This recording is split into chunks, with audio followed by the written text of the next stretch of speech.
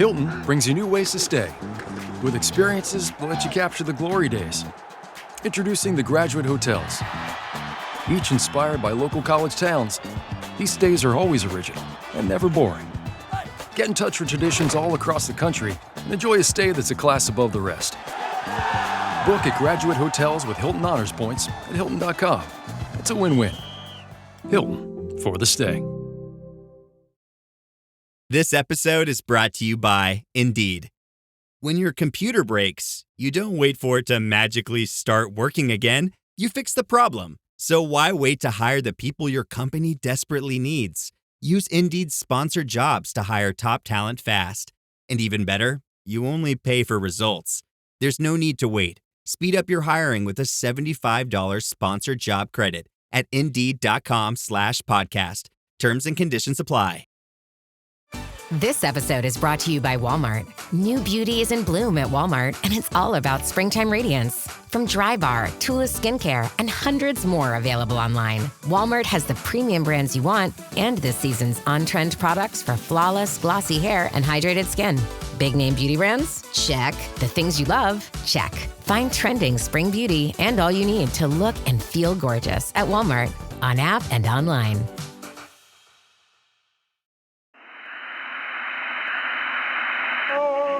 Wonder-working power in the precious... Incredible as they seem, are not the results of mass hysteria.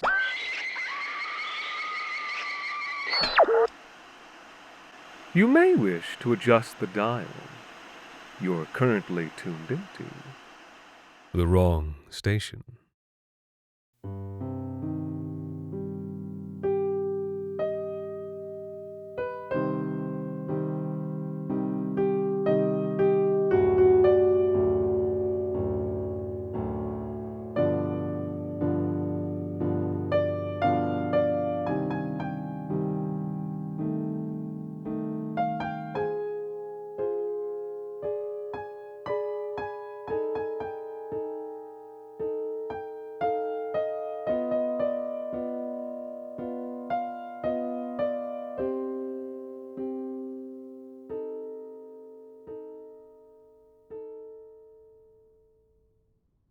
The beaches of the city where I was born didn't have any sand.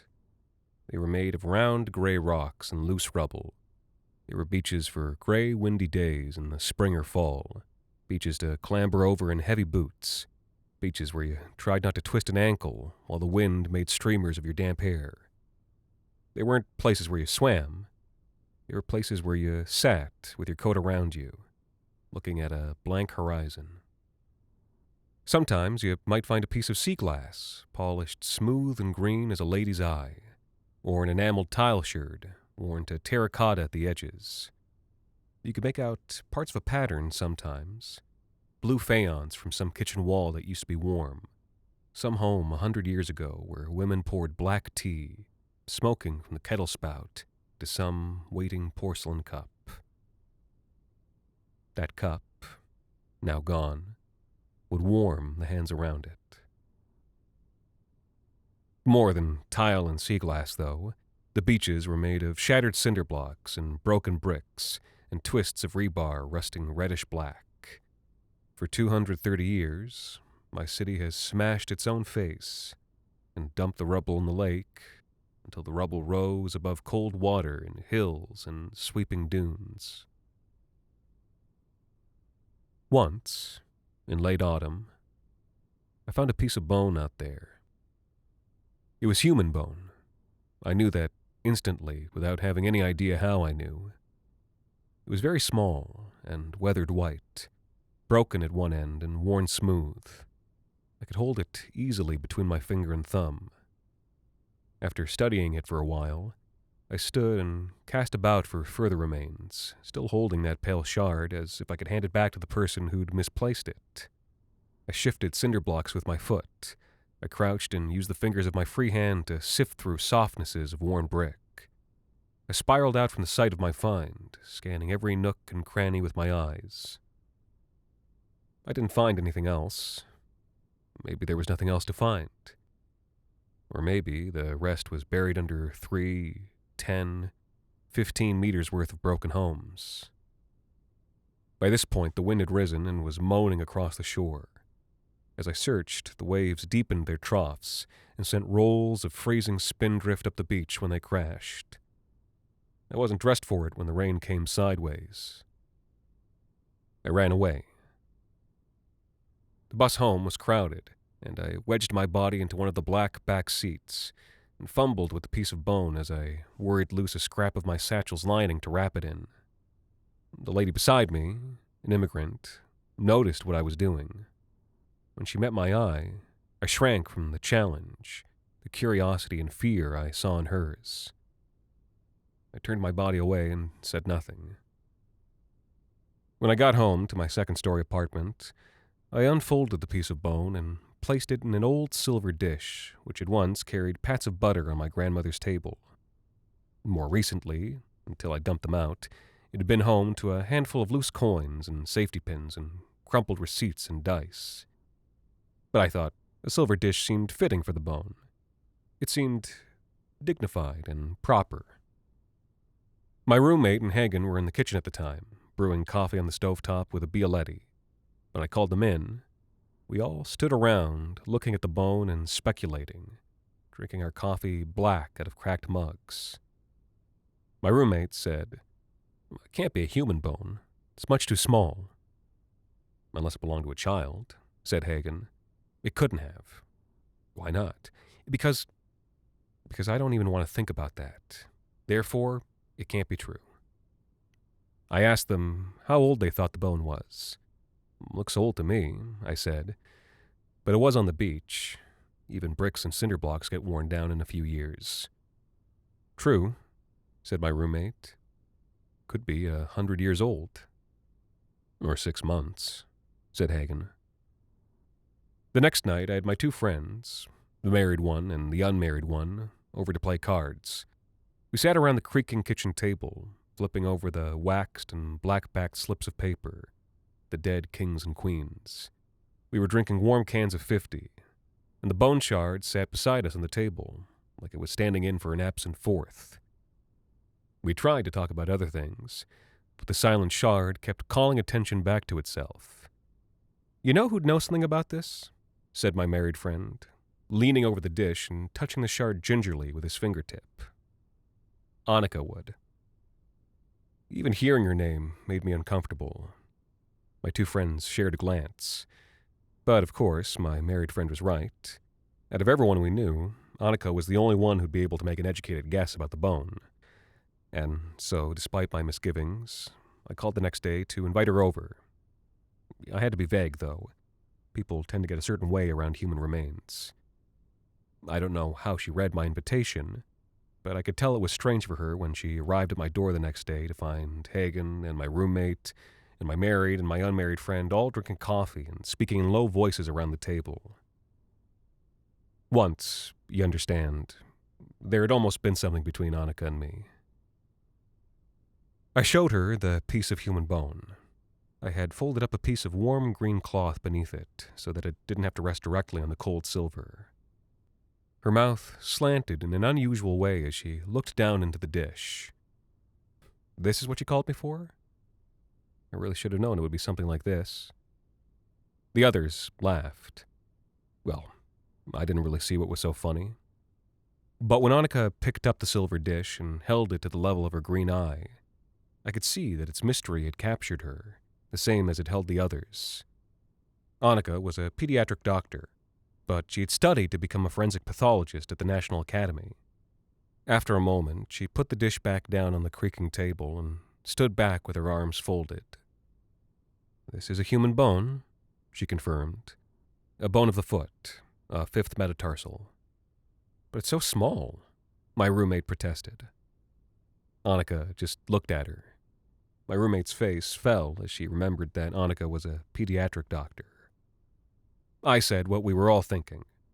"Then the bone does belong to a child." Annika did not disagree. "How long do you think it's been there?" "Impossible to say without a lab," she told us. "But a few years at least." "Could you get access to a lab?" "Not the right kind of lab. You'd have to go to the police for that." Then we should go to the police, said my married friend. But my unmarried friend laughed.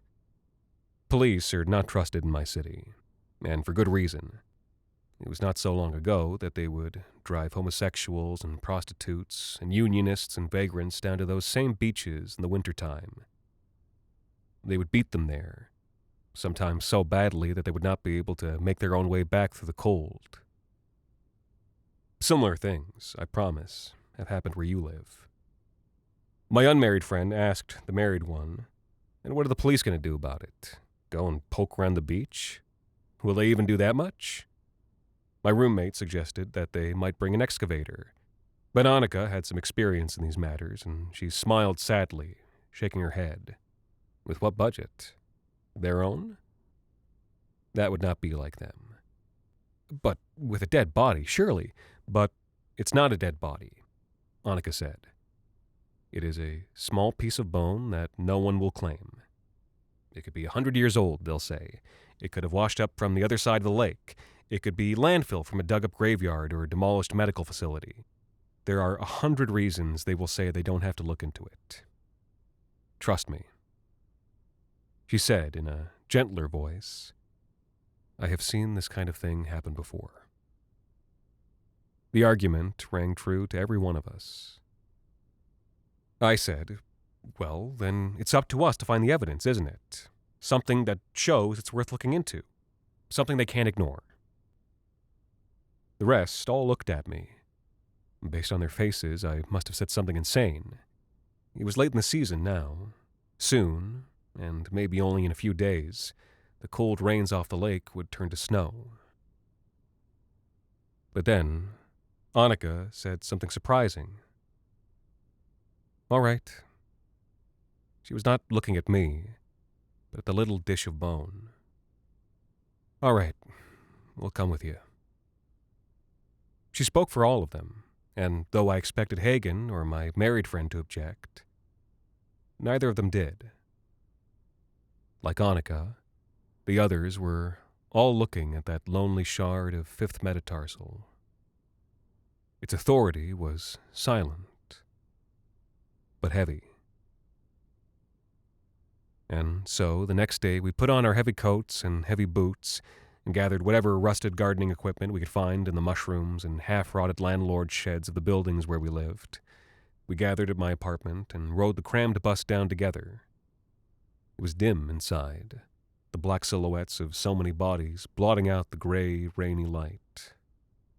Once we arrived at the beach, it was easy enough for me to find the spot where I had first discovered that piece of bone. I had marked it with 3 pieces of sea glass on a broken cinder block. Sea glass? Annika bent to pick up one of the soft green ovals. I used to wear a necklace made of this. I remembered, but said nothing. Under the spitting drizzle, we 6 of us spread out, searching an area only a little wider than I had searched the first time, but searching much more thoroughly. We used our iron implements to pry up cinder blocks and bits of brick and slabs of fused rock. We dug through heaps of pebbles and old slag. Soon the wind was up again, and the spindrift rolling out, and our boiled wool coats all glistened with little diamonds, and the beaded droplets were a skein of pearls on Annika's dishwater hair. Then the drizzle turned to rain, of course. My roommate sliced open her hand on a piece of rebar, and we all huddled around her in the cold, pouring disinfectant on the cut, and then drying it with a piece of clean tissue and wrapping it in some of the bandages Annika carried with her.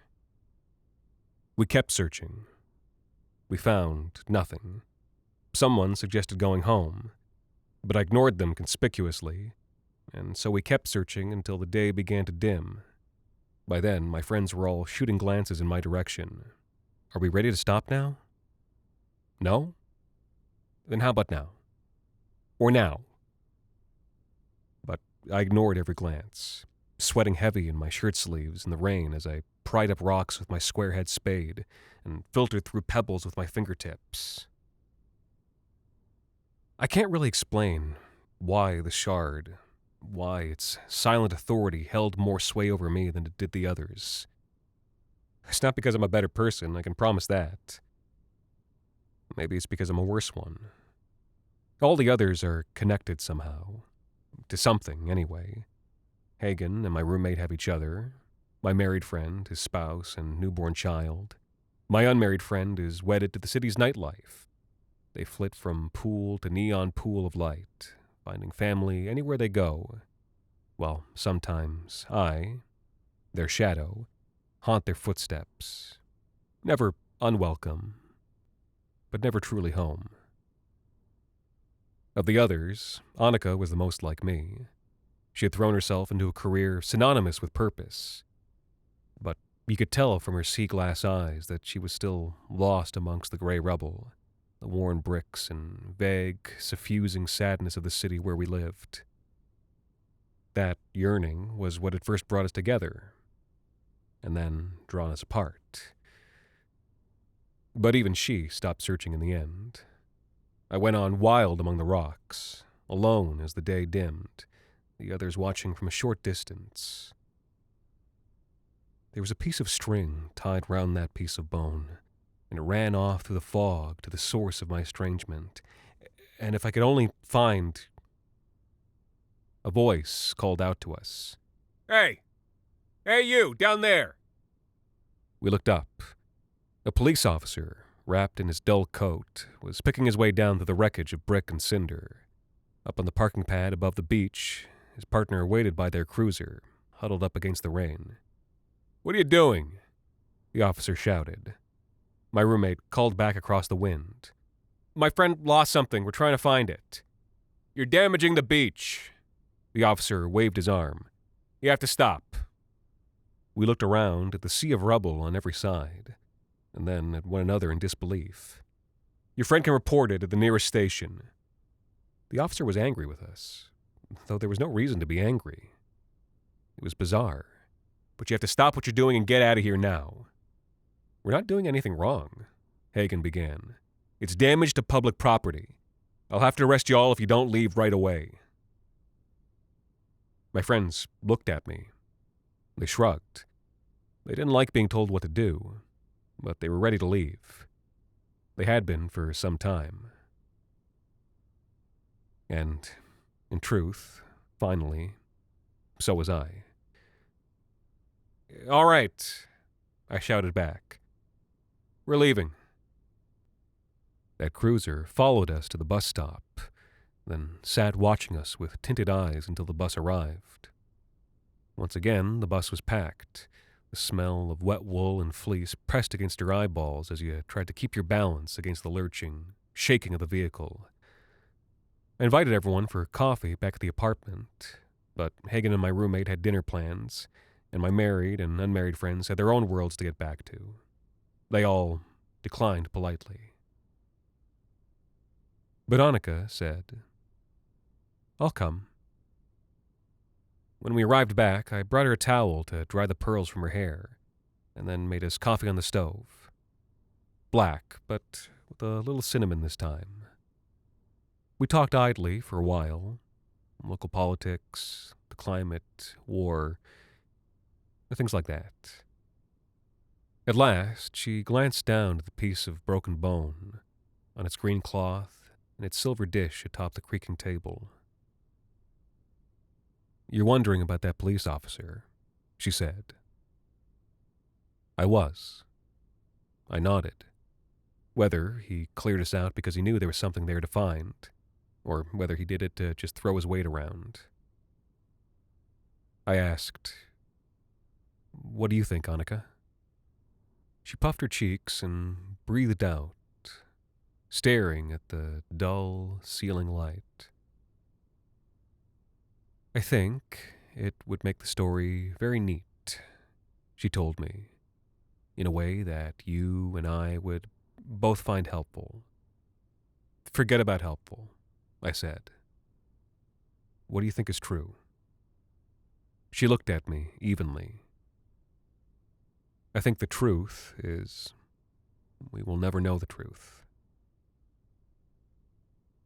We spoke a short while longer, finishing our coffee, both wondering if something was going to happen between us this time. But in the end, it didn't, and she finally stood up and gathered her things. was good to see you again, she told me. Likewise. Thanks for all your help. She smiled by the door. Well, let me know next time you find a foot. I laughed, and we hugged with one arm, and then she left. I turned out the lights behind her and went to the window to stand for a few moments, watching her disappear through diagonal rain, orange street lights, and the waving, barren branches of the honey locust trees. I felt strange and very much at war inside myself. When I turned back to my desk, I found a piece of bone waiting for me on a soft green cloth in a silver dish. I couldn't remember having brought it over from the kitchen. Well, I told the metatarsal, it's just you and me now. All that winter, the bone stayed in my apartment, out on the desk. Sometimes, when we had people over, I would bring it out to the kitchen table, and we would all theorize loudly over mugs of lukewarm sorghum liquor. Sometimes, when Marta came over at night, or Petrula, I would cover the piece of bone with a cloth and pretend it didn't exist. People tend to get a certain way around human remains. But sometimes, on those nights, I would feel suddenly cold and glance up at my desk from my lover's arms, imagining a small, cold presence standing there, waiting for me to address it. What's the matter? My lover's voice would whisper in my ear. Nothing, I would say, and return to her embrace, unable to escape that cold feeling until oblivion took me. That spring, when warm weather came at last, I sat by the open window where I'd once watched Annika go, and drank my coffee with the little bone beside me on the windowsill. From time to time, I glanced over, noticing how the change in light would alter its appearance. Did you ever report that? I looked up to see my roommate standing in the doorway. No, I told her. Never did. Well, she glanced away, looking around the apartment where we wouldn't live together for much longer. I suppose it doesn't make a difference either way. No, I said, looking out again. I suppose it doesn't. That day, the weather was so warm and fresh and fine that I called in sick and spent several hours walking through the neighborhoods, drinking coffee, eating pastry, looking up at the fine brick buildings that would one day end up scattered on the beach. I took the little bone shard with me, as if to show it what the world was like. And that afternoon, as the warm wind came in off the bright blue skies, I walked down to the lake shore. There I found a broken cinder block with two small pieces of sea glass staring up. I bent down beside it and fished a small piece of folded-up green cloth from my pocket. The bone shard fell into my hand, and I held it tight for a moment, as if the heat of my palm would impart some warmth. Then I placed it back on the ground where I'd first found it, and cupped my hands as if warming them around a porcelain teacup, and covered up the shard again with little stones and bits of brick. Under my breath, I murmured something, almost like a prayer. After that, I sat amongst the rubble, wrapped up in my old warm coat, gazing out at the blue horizon. It was a very fine day, that day. Very fine. It deserved a beach of golden sand.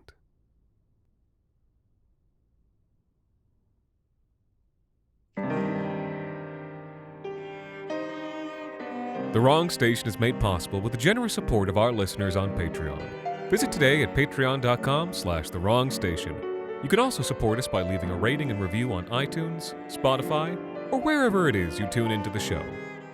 This week's episode, Metatarsal, was written by Alexander Saxton and performed by Anthony Botello.